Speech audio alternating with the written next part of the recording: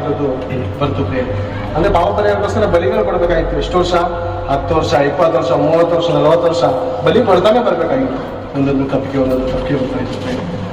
ಆದ್ರೆ ದೇವರು 30 ವರ್ಷಕ್ಕೆ ನಂಬಿದೀವಿ ದೇವ್ರನ್ನ, 40 ವರ್ಷಕ್ಕೆ ನಂಬಿದೀವಿ, ಕೆಲವರು 50 ವರ್ಷಕ್ಕೆ, ಕೆಲವರು ಸಾಯೋ ಸಮಯದಲ್ಲಿ ನಂಬಿದೀವಿ.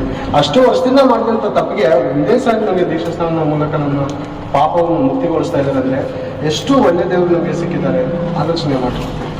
ಆ ದೇವ್ರು ಹೇಳುವಂತ ಮಾತು, ಈಗಲಾದರೂ, ಈಗ ಇಷ್ಟು ದಿನ ಕಳೆದೋಯ್ತು, ಆಗಿದಾಯ್ತು ಬಿಡು, ಈಗಲಾದರೂ ನೀವು ಮನಪೂರ್ವಕವಾಗಿ ನನ್ನ ಕಡೆಗೆ ತಿರುಗಿಕೊಂಡು ಉಪವಾಸ ಮಾಡಿರಿ, ಅಳಿರಿ, ಗೋಳಾಡಿರಿ.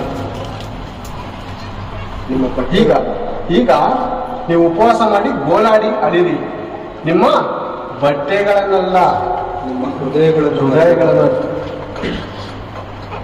ಬಟ್ಟೆಗಳನ್ನೆಲ್ಲ ಹೃದಯಗಳನ್ನು ಹತ್ಕೊಳ್ಳೋದಂದ್ರೆ ಹೃದಯಗಳನ್ನು ಹತ್ಕೊಳ್ಳೋದು.